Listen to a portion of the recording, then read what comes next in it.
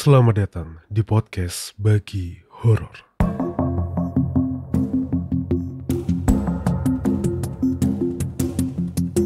Assalamualaikum warahmatullahi wabarakatuh. Selamat malam para sobat horor. Kembali lagi di podcast Bagi Horor.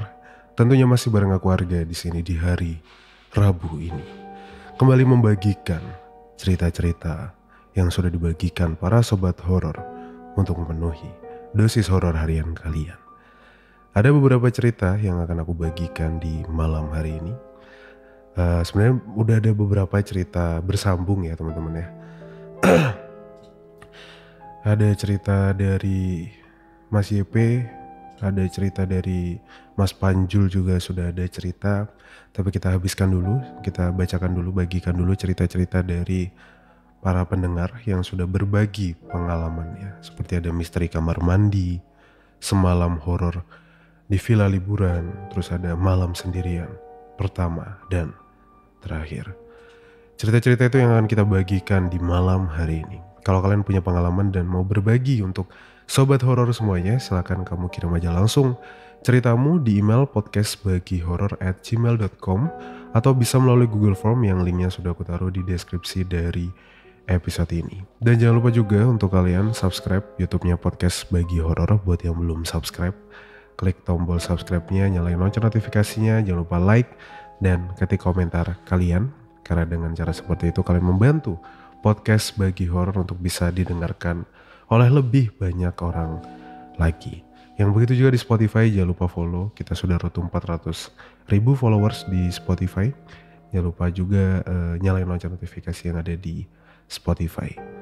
Kita support, aku butuh bantuan kalian untuk terus support podcast Bagi Horor untuk kita menyentuh 100.000 tahun ini, maybe mungkin.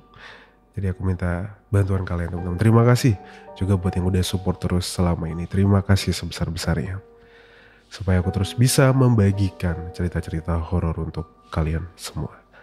Oke, langsung aja kita masuk ke cerita-cerita untuk hari ini.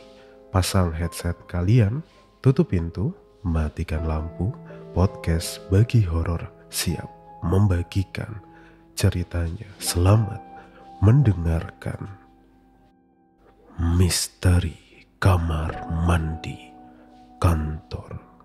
Assalamualaikum warahmatullahi wabarakatuh. Waalaikumsalam. Halo pendengar podcast Bagi Horor. Halo Bang Arga. Namaku Rizka. Aku mau cerita tentang salah satu tempat yang gak nyaman di kantorku, yaitu kamar mandinya. Ya kedengeran biasa aja sih kedengerannya, tapi percaya deh, kamar mandi di kantorku itu punya cerita horor yang cukup bikin bulu kuduk merinding. Awal mula aku sadar ada yang gak beres adalah sekitar 1 tahun yang lalu. Waktu itu aku masih baru di kantor ini. Kantorku terletak di gedung tua yang ada di pusat kota, dan salah satu bagian yang belum direnovasi adalah kamar mandinya. Awalnya aku kira cuma karena bangunannya tua, jadi wajar aja lah kalau ada beberapa bagian bangunan itu yang masih terasa creepy. Tapi lama-kelamaan, cerita-cerita seram tentang kamar mandi itu mulai beredar.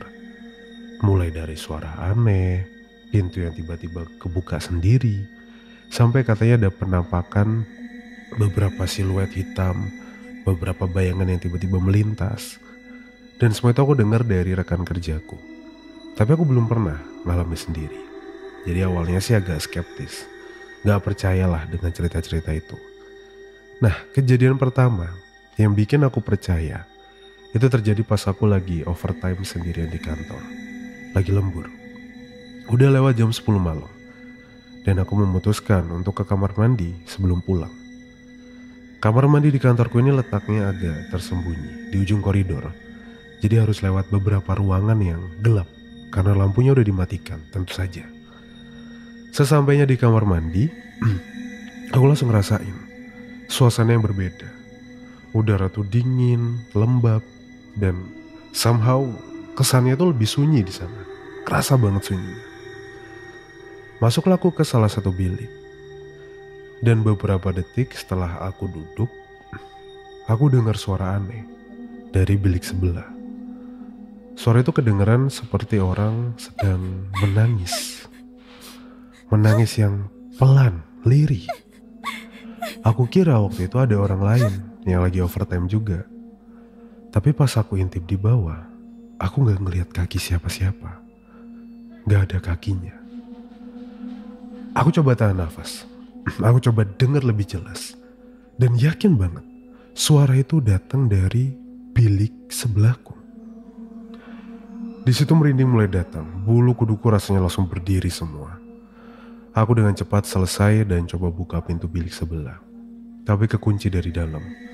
Gak mungkin ada orang di dalam. Karena aku udah pastiin sebelumnya. Setelah itu tanpa berpikir panjang, aku langsung lari keluar dari kamar mandi itu. Keesokan harinya, aku ceritalah ke beberapa teman kantor tentang kejadian itu. Dan ternyata banyak yang sudah mengalami hal yang serupa.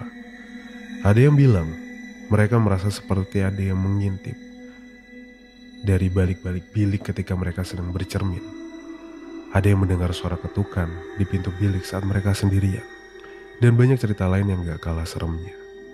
Salah satu rekan kerjaku, Bu Ani, yang udah lama kerja di sana. Dia ngomong kalau kamar mandi itu emang udah terkenal horor atau angker sejak dulu. Katanya sih, beberapa tahun yang lalu pernah ada kejadian heboh. Siang-siang ada salah satu karyawan yang ke kamar mandi itu tiba-tiba keluar teriak-teriak. Katanya kakinya dipegang dari bilik sebelah. Wah, itu ngeri banget. Sampai sekarang, banyak dari kita yang memilih untuk tidak menggunakan kamar mandi itu, terutama jika sudah mulai gelap. Beberapa bahkan lebih memilih untuk pergi ke kafe yang ada di bawah, untuk menghindar harus masuk ke sana. Ya, itulah sekian cerita singkat dariku, Bang Arga dan teman-teman Sobat Horor. Terima kasih sudah mendengarkan. Semoga kalian gak pernah harus mengalami hal seperti ini di tempat kerja kalian. Dan semoga kalian selalu nyaman dimanapun kalian berada. Wassalamualaikum warahmatullahi wabarakatuh. Waalaikumsalam warahmatullahi wabarakatuh. Terima kasih untuk Mbak Kariska yang sudah berbagi pengalamannya tentang kamar mandi kantor. Wah, yang terakhir sih. Teriak, heboh, katanya dari balik sebelah kakinya ada yang megang. Itu kan kalau orang pun aneh ya. Ya, kalian lagi pipis nih, duduk kan, toilet duduk. Terus tiba-tiba dari sebelah set kaki kalian dipegang. Itu kalau orang aja udah aneh. Lah gimana kalau setan? Lebih serem orang sih ya. Creepy banget kan kalau orang kan. Berarti kan ada sesuatu yang gak beres kan. Nah kalau setan, serem. Cuma at least bisa lari lah. At least bisa lari dan bisa dihindari. Kalau orang kan susah ya kalau dihindarinya. Udah orang-orang seperti itu. Kayak kemarin kejadian viral yang diteror sampai 10 tahun. Itu kan mengerikan ya. Banyak lah, kalian cari aja beritanya. Aku gak perlu ceritain di sini kayaknya. Tapi diteror 10 tahun karena uang waktu itu. Wah, gila. Kalau orang tuh lebih mengerikan emang daripada setan. Terima kasih sekali lagi Kak Rizka sudah berbagi pengalamannya di podcast Bagi Horor. Salah satu cerita soal kamar mandi yang paling aku ingat di podcast Bagi Horor itu di kos-kosan ini saya ingatku. Cerita soal di kos-kosan. Terus waktu di kamar mandi ada salah satu plafon kamar mandinya itu yang bolong. Pasti kalian paham lah, jadi atasnya tuh kosong gitu. Kelihatan sampai ke gentengnya. Kebetulan ini di lantai 2 kalau gak salah. Pas lagi anak-anak, aku lupa buang air besar atau buang air kecil. Buang air besar kalau gak salah. Jadi atas tuh kayak ada suara, kayak ada something gitu. Terus pas dia lihat atas, ada pocong, palanya pocong singkat ngintip dari atas. Ih, merinding bro. Kalau udah bayangin plafon bolong, ada yang ngintip. Wah, pernah waktu itu aku nginep di satu rumah. Plafonnya kan bolong. Aku belum tidur sampai jam 12:30, jam 1-an belum bisa tidur. Terus aku lihat kayak, gak tahu kayak ke ini ya, ke sugesti. Padahal nggak perlu lihat ke sana, tapi ke sugesti pengen lihat aja. Dia ada yang ngintip nih, ada yang ngintip gitu. Sugestinya selalu gitu. Semakin kita berusaha untuk menghindar, semakin kita kayak berusaha untuk semakin melihat. Kayak ada satu cerita, kemarin baru aja aku ceritain di TikTok. Ada salah satu teman lah di daerah sini. Ada rumah. Rumah ini emang jarang bukan kosong, ada yang punya ada tapi jarang pulang. Kadang pulang tuh bisa sebulan, 2 bulan sekali. Kadang cuma ngisi token listrik kalau nggak salah ya. Itulah kalau cerita anak-anak sini, kan posisi rumahnya juga agak jauh dari rumahku. Terus ada nih satu orang namanya Piting. Nah si Piting ini emang panggilannya Piting, nggak tahu kenapa gue nggak usah ditanya, nggak tahu kenapa nama panggilannya Piting. Habis pulang lah dari nongkrong di pos gitu, habis main anak-anak semabar kali. Nah si Piting pulang jalan kaki lewat si gang rumah yang jarang ditinggali ini. Nah nggak tahu kenapa, aku juga beberapa kali pernah lah lewat sana. Itu di sebelahnya, sebelah di rumahnya itu kan ada halaman. Halamannya itu ada jemuran. Aku keinget cerita Hem Putih. Mirip banget. Ada satu kemeja di situ. Aku nggak tahu kemeja apa, tapi modelannya sih kayak kemeja sekolah. Itu digantungin di jemurannya itu.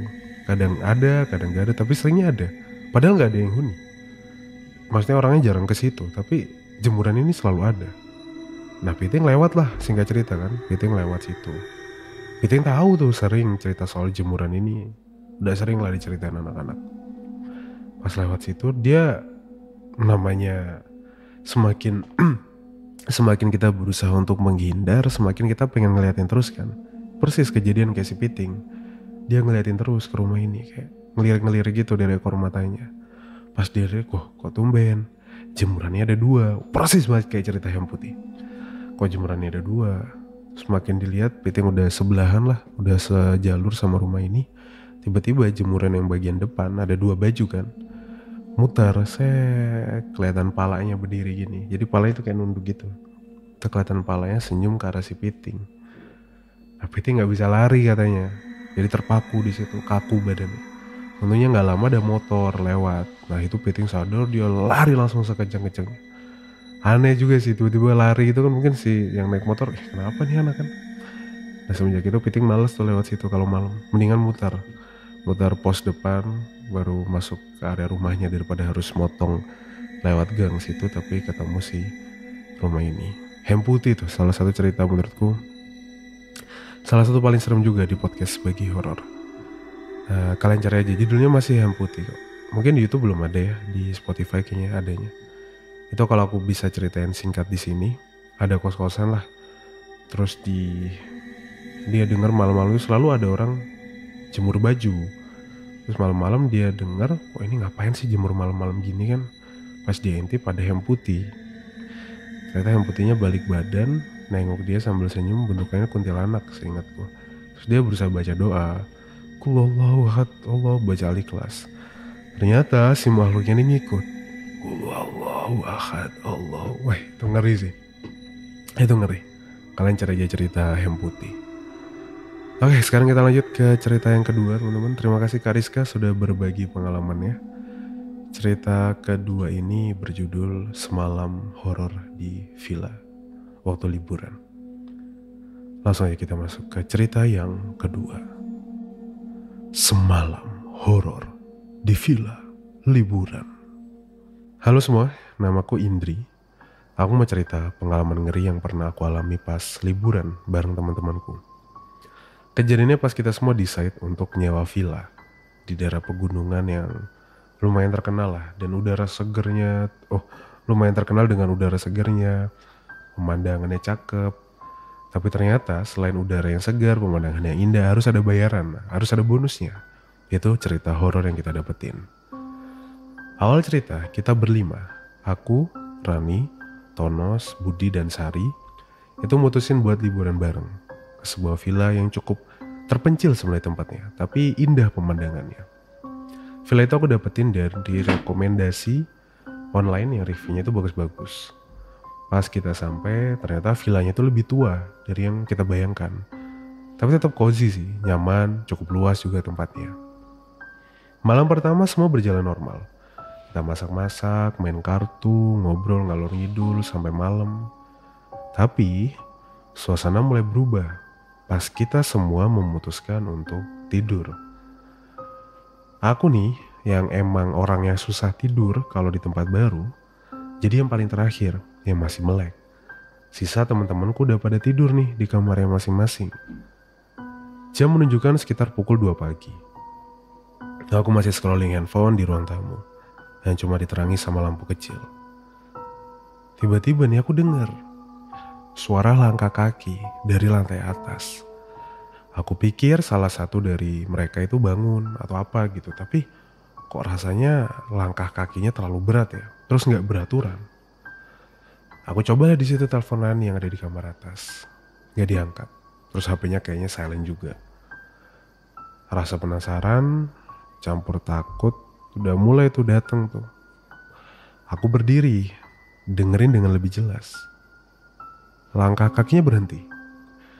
Tapi beberapa saat kemudian, aku dengar suara pintu kamar atas itu kebuka, pelan. Aku yakin bukan karena angin, karena semua jendela juga udah pada ketutup dan pintu itu keceklek. Jadi nggak mungkin lah pintu bisa kebuka karena angin. Mulai panik kan? Tapi aku beraniin diri buat naik ke lantai atas, buat ngecek nih, ini apa siapa? Aku masuk ke lantai atas, udah gelap, udah pada dimatiin lampunya tuh, dingin lagi kan di puncak. Lampu di koridor atas aku nyalain. Aku lihat salah satu pintu kamar itu kebuka dikit. Itu bukan kamar temanku, tapi kamar ekstra yang seharusnya kosong. Ngedekat aku hati-hati pelan-pelan. Aku buka pintunya pelan. Kamarnya gelap. Aku nyalain saklar. Di situ adalah salah satu hal yang paling aku sesalin waktu itu. Ada bayangan. Ya, siluet bayangan. Karena ada lampu dari koridor nyala, terus pantulannya itu masuk ke dalam, ada bayangan. Bukan bayanganku. Bayangan tambahan orang kedua. Tinggi, besar, berdiri di pojokan kamar. Aku teriak di situ. Mundur cepat dan tiba-tiba semua lampu di lantai atas itu mati. Gelap gulita. Aku teriakin semua nama-nama temanku. Untungnya mereka pada bangun. Langsung pada naik ke atas. Kita semua panik. Tapi si Tono nih, dia orang yang paling berani lah di antara kita. Coba nyari sumber masalahnya di mana nih. Dia nyalain flashlight HP, kita masuk lagi ke kamar itu. Tapi ya jelas, gak ada siapa-siapa. Itu bayangan orang tadi udah gak ada. Budi nih, dia ini suka kayak hal-hal yang berbau horor lah emang orangnya. Dia punya tuh aplikasi dan aku juga gak terlalu ngerti aplikasi apa. Katanya bisa ngedeteksi hantu gitulah. Bilang kalau ada sinyal kenaikan tinggi IMV atau IMF, aku gak terlalu ingat katanya, yang signifikan di kamar itu. Gak ada yang mau tidur lagi malam itu. Kita semua ngumpul di ruang tamu sampai pagi. Besoknya kita putuskan buat check out lebih cepat dari jadwal. Sambil packing, terus penjaga vilanya datang. Aku tanyalah, kenapa kemarin aku cerita soal kejadian. Aku gak cerita secara gamblang sih. Cuma ceritain kemarin ada kejadian gini. Dengan santainya, dia bilang, wah udah sering itu mbak kalau di lantai atas. Gak ganggu kok, emang suka iseng aja masuk ke kamar yang kosong. Waduh. Kita semua langsung cabut dari sana. Sampai sekarang cerita itu masih jadi bahan cerita kita kalau lagi ngumpul. Dan pastinya bikin kita lebih hati-hati kalau milih tempat buat staycation waktu liburan. Terima kasih yang udah mendengarkan cerita singkat dariku. Hati-hati, stay safe. Terima kasih untuk Kak Indri sudah berbagi pengalamannya di podcast Bagi Horor tentang menginap di satu villa ketika liburan. Aku alhamdulillah selama liburan nginap di tempat-tempat sih gak pernah ngalamin kejadian serem ya. Cuma ada satu tempat yang emang waktu itu random banget, gak jelas. Jadi emang gak prepare sama sekali. Aku sekeluarga pergi ke Jogja. Emang gak prepare waktu itu, bener-bener gak prepare. Aku cari hotel aja langsung dari aplikasi waktu berangkat. Dan posisinya waktu itu liburan. Apalagi ditambah lagi ada event waktu itu. Aku lupa, Java Jazz kalau gak salah, di Prambanan kan. Terus habis dari Jogja kita malam di Malioboro. Terus punya ide ke Borobudur yuk gitu. Berangkatlah kita sekeluarga ke Borobudur. Ternyata Aku waktu itu nggak dapet hotel, dapat guest house gitu yang satu rumah isi berapa orang. Ternyata miskomunikasi antara aplikasi sama si orang yang pihak sana. Ternyata orang yang ada di situ ada yang pesan secara offline kalau nggak salah. Sedangkan di aplikasi aku udah order duluan. Tapi karena ini akan datangnya malam kan, aku pesen aplikasi tuh pagi atau siang kalau nggak salah. Dan oh iya aku pesan aplikasi siang. Emang udah rencana sih, sorry. Emang udah rencana ke Borobudur malamnya. Jadi aku udah pesan dari pagi waktu perjalanan ke Malioboro-nya itu. Kita rencana emang nginep di sana biar pagi-pagi bisa lihat Borobudur, adem kan di sana kan. Lihat Borobudur terus baru habis itu pulang. Sampai sana miskomunikasi lah ceritanya. Terus kan udah kesel kan malam-malam kok bisa gitu, orang aku udah order dari pagi kok bisa orang tiba-tiba masuk bisa diterima, kesel kan. Akhirnya mereka nyariin solusi segala macem, dapatlah dicariin lah di tetangga-tetangganya situ, itu kan pada kayak penginapan gitu kan. Dapatlah di tetangganya. Dan itu emang belum jadi tempatnya. Orangnya literally baru datang dari luar kota. Tempatnya juga belum di-fixin kalau ini jadi tempat penginapan. Tapi karena udah gak ada tempat lagi dan buru-buru nyari buat tempat tidur kan, buat istirahat. Akhirnya udah satu kamar ini aja deh, gak masalah. Akhirnya tidurlah di kamar itu. Wah itu kalau kalian bisa bayangin ya, bener-bener kayak apa ya, kayak depannya itu kan kebun ya, pohon gede gitu. Terus lampu masih remang-remang, belum terlalu terang. Terus tengah malam jam 2 pagi, setengah 3 pagian, aku tuh kebangun. Dengar suara anak kecil lari-lari. Ini aku nggak paham sih, nggak tahu maksudnya ini beneran ada anak kecil di situ apa gimana. Tapi kok ngapain anak jam 2 setengah 3 pagi lari-lari di depan si tadi yang ada tanah lapang buat parkiran itu, ngapain? Aku sampai sekarang masih nggak ngerti itu apa sih. Tapi aku kedengeran jelas buat kalau ada anak kecil teriak-teriak main-main di situ. Kedengeran. Itulah, terima kasih untuk siapa tadi namanya? Sorry. Kak Indri sudah berbagi pengalamannya. Sekarang kita lanjut ke cerita yang ketiga teman-teman untuk malam hari ini, sekaligus cerita penutup kita. Cerita yang berjudul Malam Sendirian pertama dan terakhir. Kita langsung masuk ke cerita yang ketiga. Malam Sendirian pertama dan terakhir. Halo semua pendengar podcast Bagi Horor, namaku Safira. Aku mau cerita pengalaman yang bikin aku berjanji gak akan pernah mau ditinggal sendirian di rumah lagi, terutama di malam hari. Ini cerita waktu aku masih kecil sih, waktu masih SD lah, kira-kira kelas 4. Itu adalah pertama kalinya aku ditinggal sendirian di rumah oleh orang tuaku. Karena mereka harus pergi ke pesta pernikahan saudara yang lokasinya agak jauh. Aku waktu itu bilang, udah besar lah, bisa jaga rumah sendiri, gak usah ikut, gak apa-apa kok. Dan dengan berat hatinya mereka setuju. Aneh juga sih, kenapa mereka setuju waktu itu. Ninggalin aku dengan segudang snack, nomor telepon yang bisa aku hubungi kalau ada apa-apa. Malamnya awalnya semua lancar jaya. Aku nonton TV, makan snack, jajan, popcorn segala macam. Keren lah gitu rasanya. Pertama kali nih punya rumah sendirian gitu. Tapi suasana langsung berubah ketika jam nunjukin udah lewat dari jam 9 malam. Lampu di ruang tamu tiba-tiba mati. TV juga langsung mati. Aku kaget kan, aku pikir waduh, lampu mati nih. Jantungku udah deg-degan, namanya anak SD kan.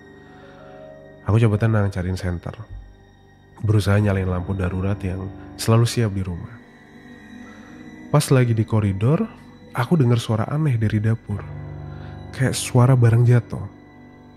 Aku diem di situ, beku badan rasanya. Darah tuh langsung kayak naik dari kaki ke kepala. Kalian paham lah maksudnya, rasanya kalau orang ketakutan ya. Rasional aku bilang mungkin itu tikus atau hewan atau apapun lah. Tapi instingku itu teriak-teriak, ngomong kalau ini bukan tikus, ini bukan tikus. Dengan senter di tangan, aku beraniin diri melongok ke dapur. Aku nyalain lampu darurat dan lega, gak ada apa-apa yang aneh. Lega doang, tarik nafas panjang, balik lagi ke ruang tamu. Tapi baru beberapa langkah, aku denger lagi nih suara ini. Kali ini dari arah ruang makan. Suaranya lebih jelas. Kayak ada orang lagi geser-geser barang, geser-geser kursi meja tepatnya. Aku menghentikan langkah, gak berani sama sekali buat nafas. Suara gesekan itu berhenti. Tapi kemudian aku dengar suara langkah kaki. Dan kali ini aku yakin 100% ini bukan suara tikus. Aku mulai panik. Aku lari ke kamarku, kunci pintu, sembunyi di bawah selimut. Sambil coba menghubungi nomor yang ditinggalkan oleh orang tuaku. Sialnya lagi di situ. Teleponku tuh mati. Gak tahu kenapa kok bisa telepon orang-orang. Aku bisa rasain air mata tuh mulai ngalir di pipiku. Teror, ketakutan itu udah nguasain. Di bawah selimut, aku dengar langkah kaki itu semakin mendekat ke kamarku. Berhenti tepat di depan pintu. Dan aku dengar ada yang coba muter gagang pintu. Cekrek-krek, cekrek-krek. Pintunya kegoyang. Tapi untungnya gak bisa dibuka. Karena aku udah kunci kan. Aku cuma bisa doa malam itu. Berharap itu hanya sekedar imajinasiku yang kelewat liar. Gak lama, kedengaran suara mobil di halaman. Orang tuaku pulang. Aku keluar dari kamar, mata udah sembab aku ceritain semuanya. Ternyata mereka mutusin. Mereka gak sampai tempatnya, mereka mutusin pulang. Karena ibuku, namanya seorang ibu ya, punya perasaan terhadap anaknya kan. Firasat. Punya firasat gak enak soal aku tinggal di rumah sendirian. Lagian ibuku juga aneh waktu itu. Kenapa setuju buat ninggalin aku yang masih SD di rumah sendirian? Aku ceritain semuanya, bapakku langsung meriksa semua rumah dan gak nemuin siapapun. Atau tanda-tanda maling, perampok, segala macamnya. Sejak malam itu, semenjak kejadian itu, waktu aku kecil aku gak pernah mau lagi ditinggal di rumah sendirian. Trauma rasanya. Jadi pengalaman itu mengajarkan aku, kadangkala ketakutan bukan hanya sekedar imajinasi semata. Banyak hal-hal yang gak bisa jelaskan dengan logika di dunia ini. Terima kasih sudah mendengarkan cerita yang gak terlalu serem ini. Semoga kalian terhibur. Terima kasih Bang Argi yang sudah membagikan. Hati-hati semuanya dan selamat malam. Selamat malam. Terima kasih untuk Kak Safira yang sudah berbagi pengalamannya ditinggal di rumah sendirian. Aku gak pernah sih kalau ditinggal di rumah sendirian. Maksudnya ngalamin cerita horor sih gak pernah. Ya gak ada. Beberapa kali kalau yang malah takut itu siang-siang. Aku tuh lebih takut siang daripada malam. Dulu waktu kecil ya. Lebih takut siang daripada malam. Gak tau kenapa. Kalau malam itu karena mungkin di rumah udah ada bapak kan. Di rumah udah ada bapak. Terus bapak biasanya juga sampai malam. Jadi aku mau nonton TV, mau ngapain gitu gak takut. Bapak biasanya kan di teras depan sambil ngerokok, sambil main-main handphone atau sambil ngapain gitu. Jadi kerasa rumah masih ada orang. Tapi kalau siang, waktu aku SD, sekarang sih lebih ramai daripada waktu SD ya. SD tuh jalan rumahku nih sepi banget kalau siang. Ya sekarang sih juga ya, tapi sekarang masih banyak lah seenggaknya orang lewat. Dulu tuh sepi banget. Terus ibu tidur siang biasanya. So kan gak bisa tidur siang kan. Mau main juga panas, gak boleh juga main keluar. Bingung gitu mau ngapain. Diem aja. Lampu pada dimatiin. Suasananya tuh lebih serem siang daripada malam. Kalau menurutku dulu waktu kecil. Itu yang aku rasain kalau kecil. Ada yang punya pengalaman serupa gak? Ada yang punya rasa siang lebih menyeramkan daripada malam waktu kecilnya? Coba tulis di kolom komentar yang ada di YouTube. Terima kasih untuk para pembagi cerita hari ini. Ada Kak Rizka, Kak Indri, ada Kak Safira tadi terakhir. Wah cewek semua hari ini ya. Yang cowok dong, kirim pengalaman kalian. Apakah kalian lebih menyeramkan dari cerita-cerita Kak Safira, Kak Indri, Kak Rizka malam ini? Coba yang punya pengalaman silahkan tulis di komentar atau kirim aja langsung di email podcastbagihoror@gmail.com. Terima kasih buat yang sudah mendengarkan. Terima kasih buat yang sudah berbagi ceritanya. Jangan lupa subscribe YouTube-nya Podcast Bagi Horor, nyalain juga lonceng notifikasinya. Dan jangan lupa juga share episode ini ke sosial media kalian. Tinggalkan komentar juga, jangan sampai lupa. Begitu juga dengan yang di Spotify, jangan lupa follow dan nyalain lonceng notifikasinya. Aku Arga, pamit undur diri, mohon maaf kalau ada salah-salah kata, dan ingat, anggap saja cerita di podcast Bagi Horor ini cuma hiburan semata. Ambil positifnya dan buang negatifnya. Wassalamualaikum warahmatullahi wabarakatuh. Selamat malam dan selamat istirahat.